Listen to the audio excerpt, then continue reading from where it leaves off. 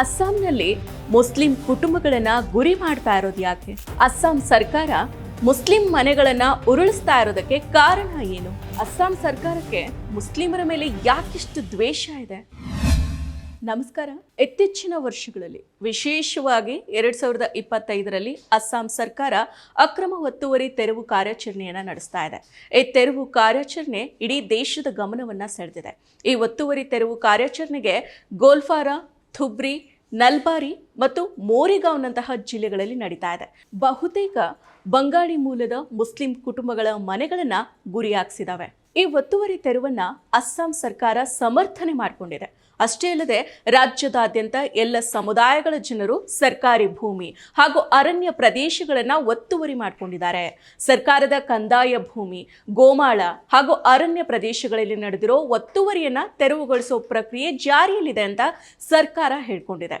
ಮಾನವ ಆನೆ ಸಂಘರ್ಷವನ್ನ ತಡೆಗಟ್ಟೋದಕ್ಕೆ ಮತ್ತು ಪರಿಸರ ಸಮತೋಲನವನ್ನ ಪುನಃಸ್ಥಾಪನೆ ಮಾಡೋದಕ್ಕೆ ಈ ಕ್ರಮವನ್ನ ಕೈಗೊಳ್ಳಲಾಗಿದೆ ಅಂತ ಸರ್ಕಾರ ಹೇಳಿದೆ. ಪರಿಶುದ್ಧ ನಂದಿನಿ ಹಾಲಿನಿಂದ ತಯಾರಿಸಿದ ನೈಜ ನಂದಿನಿ ಐಸ್ ಕ್ರೀಮ್ಸ್. ಈ ಒತ್ತುವರಿ ಭೂಮಿಯನ್ನ ತೆರವುಗೊಳಿಸೋ ಕಾರ್ಯಾಚರಣೆ 2021ರಿಂದನೂ ಕೂಡ ನಡೀತಾ ಇದೆ. ಆ ಕಾರ್ಯಾಚರಣೆಯನ್ನ ರಾಜಕೀಯ ಉದ್ದೇಶಗಳಿಗಾಗಿ ಈಗ ಇದ್ದಕ್ಕಿದ್ದಂತೆಯೇ ತೀವ್ರಗೊಳಿಸಲಾಗಿದೆ ಅನ್ನೋ ಆರೋಪ ಅಸ್ಸಾಂ ಸರ್ಕಾರದ ಮೇಲಿದೆ. ಮುಖ್ಯವಾಗಿ ಅಸ್ಸಾಂನ ಮುಖ್ಯಮಂತ್ರಿ ಹಿಮಂತ ಬಿಸ್ವಾ ಶರ್ಮಾ ಅವರ ಮೇಲಿದೆ. ಈ ಒತ್ತುವರಿ ಕಾರ್ಯಾಚರಣೆ ಇಷ್ಟೊಂದು ವೇಗವಾಗಿ ನಡೀತಾ ಇರೋದರ ಹಿಂದಿನ ಕಾರಣ ಮುಖ್ಯವಾಗಿ 2026ರಲ್ಲಿ ಅಸ್ಸಾಂನಲ್ಲಿ ನಡೆಯೋ ವಿಧಾನಸಭಾ ಚುನಾವಣೆ ದೃಷ್ಟಿಯಿಂದ ಈಗಿನಿಂದಾನೇ ರಾಜಕೀಯ ಲಾಭವನ್ನು ಪಡೆಯುವುದಕ್ಕಾಗಿ ರಾಜ್ಯದಲ್ಲಿ ಕೋಮು ಧ್ರುವೀಕರಣಕ್ಕಾಗಿ ಈ ಒತ್ತುವರಿ ತೆರವನ್ನು ನಡೆಸಲಾಗ್ತಾ ಇದೆ ಅನ್ನೋ ಗಂಭೀರ ಆರೋಪ ಅಸ್ಸಾಂ ಸರ್ಕಾರದ ಮೇಲಿದೆ.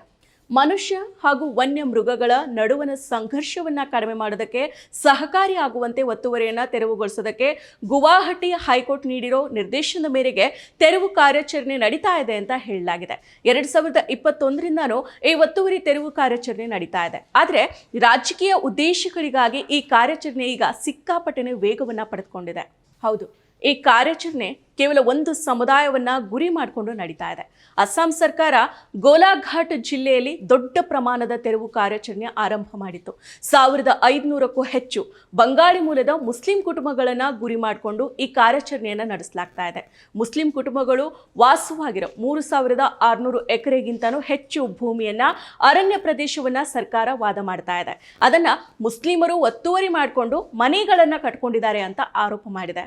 ಗೋಲಾಘಾಟ್ ಜಿಲ್ಲೆಯ ಉರಿಯಾಂಟಾ ಮತ್ತೆ ಗೋಲ್ಪಾರ, ವಿದ್ಯಾಪುರ ಪ್ರದೇಶಗಳಲ್ಲಿ ಸರ್ಕಾರ ತೆರವು ಕಾರ್ಯಾಚರಣೆಯನ್ನ ಇದೀಗ ನಡೆಸ್ತಾ ಇದೆ. ಸರ್ಕಾರದ ಒತ್ತುವರಿ ಆರೋಪವನ್ನ ಸ್ಥಳೀಯ ಮುಸ್ಲಿಮರು ಅಲ್ಲಗಳಿತಾ ಇದ್ದಾರೆ.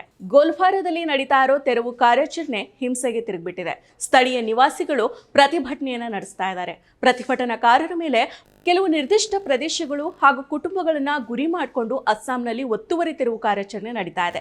ಕ್ಷಿಪ್ರಗತಿಯಲ್ಲಿ ತೆರವು ಕಾರ್ಯಾಚರಣೆ ನಡೀತಾ ಇರೋದು ಮುಖ್ಯಮಂತ್ರಿ ಹಿಮಂತ ಬಿಸ್ವಾ ಶರ್ಮಾ ಅವರಿಗೆ ಕೋಮು ಉದ್ದೇಶ ಇರೋದು ಸ್ಪಷ್ಟ ಸೂಚನೆಯಾಗಿದೆ. ಬೆಂಗಾಲಿ ಮಾತನಾಡೋ ಮುಸ್ಲಿಮರನ್ನ ಹತ್ತಿಕ್ಕೋದಕ್ಕೆ ಈ ರೀತಿ ಅಸ್ಸಾಂ ಸರ್ಕಾರ ನಡೆದುಕೊಳ್ತಾ ಇದೆ ಅನ್ನೋ ಆರೋಪ ಇದೆ. ಮುಸ್ಲಿಂ ಸಮುದಾಯ ಗಣನೀಯ ಪ್ರಮಾಣದಲ್ಲಿರೋ ಪ್ರದೇಶಗಳನ್ನ ಗುರುತು ಮಾಡಿ ಕಾರ್ಯಾಚರಣೆಯನ್ನ ನಡೆಸಲಾಗ್ತಾ ಇದೆ. ಆದ್ರೆ ಒತ್ತುವರಿದಾರರು ಅಂತ ಗುರುತಿಸಲಾಗಿರೋ ನಾಗರಿಕರು ಪ್ರಾಕೃತಿಕ ವಿಕೋಪಗಳಲ್ಲಿ ತಮ್ಮ ಮನೆಗಳನ್ನ ಕಳ್ಕೊಂಡು ಲಭ್ಯವಿರೋ ಖಾಲಿ ಜಾಗಗಳಲ್ಲಿ ವಸತಿ ವ್ಯವಸ್ಥೆಯನ್ನ ಮಾಡ್ಕೊಂಡಿದ್ರು. ಆದ್ರೆ ಇವರು ಇರೋದನ್ನ ಸಹಿಸದೇ ಇರೋ ಸರ್ಕಾರ ಇವರಿಗೆ ಮನೆ ಇಲ್ಲದಂತೆ ಮಾಡ್ತಾ ಇದೆ. ಒತ್ತುವರಿ ಕಾರ್ಯಾಚರಣೆಯ ನಂತರ ಹಲವರಿಗೆ ಮನೆನೇ ಇಲ್ಲದಂತಾಗುತ್ತೆ. ಇವರ ಜೀವನೋಪಾಯದ ದಾರಿಗಳು ಸಹ ಮುಚ್ಚಿ ಹೋಗುತ್ತೆ. ಒಟ್ಟಾರೆಯಾಗಿ ವಾಸಸ್ಥಳಕ್ಕೆ ಸಂಬಂಧಿಸಿದಂತೆ ಅಧಿಕೃತ ದಾಖಲೆಗಳನ್ನು ಹೊಂದಿದ್ರು, ದಶಕಗಳಿಂದ ಅದೇ ಜಾಗಗಳಲ್ಲಿ ವಾಸ ಮಾಡ್ತಾ ಇದ್ರು ಸಹ ನಿರ್ದಿಷ್ಟ ಸಮುದಾಯಕ್ಕೆ ಸೇರಿದವರನ್ನ ಒಕ್ಕಲೆಬ್ಬಿಸಿ ಅವರನ್ನ ಬೀದಿ ಪಾಲು ಮಾಡ್ತಾ ಇದ್ದಾರೆ. ಅಷ್ಟೇ ಅಲ್ಲದೆ ಕೆಲವು ದಿನಗಳ ಹಿಂದೆ ಅಸ್ಸಾಂ ರಾಜ್ಯದಲ್ಲಿ ನೆಲೆಸಿರೋ ಮುಸ್ಲಿಮರ ಬಗ್ಗೆ ವರದಿಯೊಂದನ್ನು ಬಹಿರಂಗಪಡಿಸಿತ್ತು. ಹೌದು, ಅಸ್ಸಾಂ ರಾಜ್ಯದಲ್ಲಿ ಬಂಗಾಳಿ ಭಾಷೆ ಮಾತನಾಡೋ ಮುಸ್ಲಿಮರ ವಿರುದ್ಧ ದ್ವೇಷ ಭಾಷಣ, ಕಿರುಕುಳ ಮತ್ತು ಹಿಂಸಾಚಾರದಲ್ಲಿ ಗಂಭೀರ ಏರಿಕೆ ಕಂಡುಬಂದಿದೆ ಅಂತ ವಾಷಿಂಗ್ಟನ್ ಮೂಲದ ಸಂಶೋಧನಾ ಸಂಸ್ಥೆ ಇಂಡಿಯಾ ಹೇಟ್ ಲ್ಯಾಬ್ ವರದಿಯನ್ನ ಮಾಡಿತು. ಈ ಸಂಶೋಧನಾ ವರದಿ ರಾಜ್ಯದಲ್ಲಿ ಹೆಚ್ಚುತ್ತಾ ಇರೋ ದೌರ್ಜನ್ಯಗಳ ಬಗ್ಗೆ ಆತಂಕವನ್ನ ವ್ಯಕ್ತಪಡಿಸಿತ್ತು. ಈ ವರದಿಗಳ ಪ್ರಕಾರ ಹಿರಿಯ ಬಿಜೆಪಿ ನಾಯಕ ಮತ್ತು ಅಸ್ಸಾಂನ ಮುಖ್ಯಮಂತ್ರಿ ಹಿಮಂತ ಬಿಸ್ವಾ ಶರ್ಮಾ ಅವರು ಈ ಅಭಿಯಾನಕ್ಕೆ ಕಾನೂನು ಬದ್ಧತೆ ತಂದುಕೊಡುವಲ್ಲಿ ಪ್ರಮುಖ ಪಾತ್ರವನ್ನು ವಹಿಸಿದ್ರು. ಮೇ ತಿಂಗಳಿನಲ್ಲಿ ಅವರು ದುರ್ಬಲ ಮತ್ತು ದೂರದ ಪ್ರದೇಶಗಳಲ್ಲಿ ವಾಸಿಸೋ ಸ್ಥಳೀಯರಿಗೆ, ವಿಶೇಷವಾಗಿ ಬಾಂಗ್ಲಾದೇಶ ಗಡಿಯುದ್ದಕ್ಕೂ ಇರೋರಿಗೆ ಶಸ್ತ್ರಾಸ್ತ್ರ ಪರವಾನಗಿಗಳನ್ನು ನೀಡೋ ಹೊಸ ಯೋಜನೆಯನ್ನ ಘೋಷಣೆ ಮಾಡಿದ್ರು. ಈ ಯೋಜನೆ ಮುಸ್ಲಿಂ ಜನಸಂಖ್ಯೆ ಗಣನೀಯವಾಗಿರೋ 5 ಜಿಲ್ಲೆಗಳನ್ನ ಗುರಿಯಾಗಿಸಿಕೊಂಡಿದೆ ಅಂತ ವರದಿ ಹೇಳಿದೆ. ಇದೀಗ ಮುಸ್ಲಿಂ ಸಮುದಾಯವನ್ನ ಗುರಿ ಮಾಡಿಕೊಂಡು ತೆರವು ಕಾರ್ಯಾಚರಣೆಯನ್ನ ಈ ಸರ್ಕಾರ ನಡೆಸ್ತಾ ಇದೆ. ಗೋಲಾಘಾಟ್ ಜಿಲ್ಲೆಯಲ್ಲಿ 1500ಕ್ಕೂ ಹೆಚ್ಚು ಬಂಗಾಳಿ ಮೂಲದ ಮುಸ್ಲಿಂ ಕುಟುಂಬಗಳನ್ನು ಗುರಿ ಮಾಡಿಕೊಂಡು ಕಾರ್ಯಾಚರಣೆಯನ್ನು ನಡೆಸಲಾಗ್ತಾ ಇದೆ. ಮುಸ್ಲಿಂ ಕುಟುಂಬಗಳು ವಾಸವಾಗಿರೋ 3600 ಎಕರೆಗಿಂತನೂ ಹೆಚ್ಚು ಭೂಮಿಯನ್ನ ಅರಣ್ಯ ಪ್ರದೇಶವನ್ನ ಸರ್ಕಾರ ವಾದ ಮಾಡ್ತಾ ಇದೆ. ಅದನ್ನ ಮುಸ್ಲಿಮರು ಒತ್ತುವರಿ ಮಾಡಿಕೊಂಡು ಮನೆಯನ್ನ ಕಟ್ಕೊಂಡಿದ್ದಾರೆ ಅಂತ ಆರೋಪ ಮಾಡಿದೆ. ಈ ಪ್ರದೇಶಗಳಲ್ಲಿ ಸುಮಾರು 2000 ಕುಟುಂಬಗಳು ವಾಸವನ್ನ ಮಾಡ್ತಾ ಇದ್ವು. ಈ ಕುಟುಂಬಗಳಲ್ಲಿ ಅನೇಕರು 5 ದಶಕಕ್ಕೂ ಹೆಚ್ಚು ಸಮಯದಿಂದ ಈ ಪ್ರದೇಶಗಳಲ್ಲಿ ವಾಸ ಇದ್ರು. ಅರಣ್ಯ ಭೂಮಿ ಅಂತ ಈ ಪ್ರದೇಶವನ್ನ ಘೋಷಿಸಿ ಈ ರೀತಿಯ ತ್ವರಿತ ಕ್ರಮವನ್ನ ಕೈಗೊಂಡಿರೋದು ನಿರ್ದಯವಾದುದು. ಇಷ್ಟೇ ಅಲ್ಲ, ಅದು ಮಾನವೀಯತೆಯ ವಿರುದ್ಧವೂ ಕೂಡ ಆಗಿದೆ. ಒಟ್ಟಾರೆಯಾಗಿ ಮುಸ್ಲಿಂ ಸಮುದಾಯದ ಕುಟುಂಬಗಳನ್ನ ಗುರಿ ಮಾಡಿಕೊಂಡು ಅಸ್ಸಾಂ ಸರ್ಕಾರ ನಡೆಸ್ತಾ ಇರೋ ಈ ಕಾರ್ಯಾಚರಣೆ ಸಾಮೂಹಿಕ ಮನೆ ಧ್ವಂಸ ಕಾರ್ಯ ಅಸಂವಿಧಾನಿಕ ಆಗಿದೆ. ರಾಜ್ಯ ಅಧಿಕಾರದ ಗಂಭೀರ ದುರ್ಬಳಕೆಗೂ ಕೂಡ ಇದು ಉದಾಹರಣೆ ಆಗಿದೆ. ಯಾವುದೇ ಪರಿಹಾರ ಇಲ್ಲದೆ ಅಥವಾ ಪುನರ್ವಸತಿ ಯೋಜನೆಗಳಲ್ಲಿದೆ ಪಾಲನಾ ಅಥವಾ ಪರಿಸರ ಸಂಬಂಧಿತ ಕಾರಣಗಳ ಹೆಸರಿನಲ್ಲಿ ಕೈಗೊಂಡ ಈ ಕ್ರಮ ದುರ್ಬಲ ಸಮುದಾಯಗಳನ್ನು ಗುರಿಯಾಗಿಸೋ ಆತಂಕಕಾರಿ ಪ್ರವೃತ್ತಿಯನ್ನು ತೋರಿಸುತ್ತೆ. ಇಲ್ಲಿನ ನಿವಾಸಿಗಳು ಆಧಾರ್ ಕಾರ್ಡ್, ಮತದಾರರ ಗುರುತಿನ ಚೀಟಿ, ರೇಷನ್ ಕಾರ್ಡ್ ಮತ್ತು ಸ್ಥಳೀಯ ತೆರಿಗೆ ರಸೀದಿಗಳನ್ನು ಹೊಂದಿದ್ದಾರೆ. ಸರ್ಕಾರ ಹೇಗೆ ಈ ಮನೆಗಳನ್ನು ಅಕ್ರಮ ಅಂತ ಹೇಳ್ತಾ ಇದೆ. ಈ ನಿವಾಸಿಗಳು ಕಳೆದ 4-5 ದಶಕಗಳಿಂದ ಈ ಅನುಮಾನದ ಅರಣ್ಯ ಭೂಮಿಯಲ್ಲಿ ವಾಸಿಸ್ತಾ ಇದ್ರೆ ಅಸ್ಸಾಂ ಸರ್ಕಾರ ಈ ಬಡವರ ಪುನರ್ವಸತಿಗಾಗಿ ಯಾವುದೇ ಯೋಜನೆಯನ್ನು ಯಾಕೆ ರೂಪಿಸಲಿಲ್ಲ?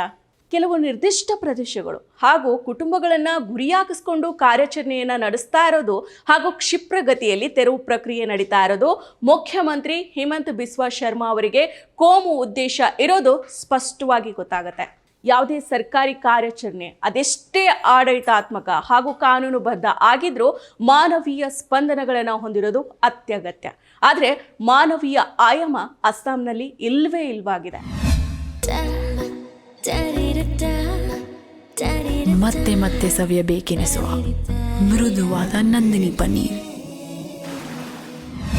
ಅಸ್ಸಾಂ ಸರ್ಕಾರ ಕೂಡಲೇ ಈ ಮನೆ ಧ್ವಂಸ ಕಾರ್ಯಾಚರಣೆಯನ್ನು ನಿಲ್ಲಿಸಬೇಕಾಗಿದೆ.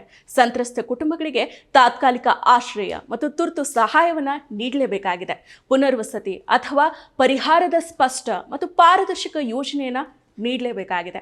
50 ವರ್ಷಗಳ ಬಳಿಕ ಜನಸಂಚಾರ ಭರಿತ ಪ್ರದೇಶವನ್ನು ಯಾಕೆ ಅರಣ್ಯ ಭೂಮಿಯಾಗಿ ವರ್ಗೀಕರಿಸಲಾಗಿದೆ ಅನ್ನೋದಕ್ಕೆ ನ್ಯಾಯೋಚಿತ ವಿವರಣೆಯನ್ನು ನೀಡಲೇಬೇಕಾಗಿದೆ. ಇದು ಕೇವಲ ಕಾನೂನು ಸಮಸ್ಯೆ ಅಲ್ಲ, ಇದು ಮಾನವೀಯ ಸಂಕಷ್ಟ ಆಗಿದೆ. ಪ್ರಜಾಸತ್ತಾತ್ಮಕ ಭಾರತ ಇಂತಹ ಧ್ವಂಸಾತ್ಮಕ ಕ್ರಮಗಳನ್ನು ಯಾವುದೇ ಹೊಣೆಗಾರಿಕೆ ಇಲ್ಲದೆ ಅನುಮತಿಸುವುದಕ್ಕೆ ಸಾಧ್ಯ ಇಲ್ಲ. ನ್ಯಾಯದ ಬೆಳಕಿನಲ್ಲಿ ಜನರ ಭವಿಷ್ಯ ನಿರ್ಧಾರ ಆಗಬೇಕೇ ಹೊರತು ಬುಲ್ಡೋಜರ್ಗಳ ಶಬ್ದಗಳಲ್ಲಿ ಅಲ್ಲ. ಸಂವಿಧಾನ ನೀಡಿರೋ ಮೂಲಭೂತ ಹಕ್ಕುಗಳಲ್ಲಿ ವಾಸಸ್ಥಳದ ಹಕ್ಕು ಕೂಡ ಇದೆ. ಈ ಹಕ್ಕನ್ನು ಸಂಕುಚಿತ ರಾಜಕೀಯ ಕಾರಣಗಳಿಗಾಗಿ ಸರ್ಕಾರ ಕಿತ್ಕೋಬಾರದು. ಮತ್ತಷ್ಟು ವಿಶೇಷ ವಿಡಿಯೋಗಳನ್ನು ನೋಡಲು ಮತ್ತು ಹೊಸ ವಿಡಿಯೋಗಳ ಬಗ್ಗೆ ತಿಳಿಯಲು ಈ ದಿನ.com ಯೂಟ್ಯೂಬ್ ಚಾನೆಲ್ ಸಬ್ಸ್ಕ್ರೈಬ್ ಮಾಡಿ ಮತ್ತು ಬೆಲ್ ಐಕಾನ್ ಕ್ಲಿಕ್ ಮಾಡಿ.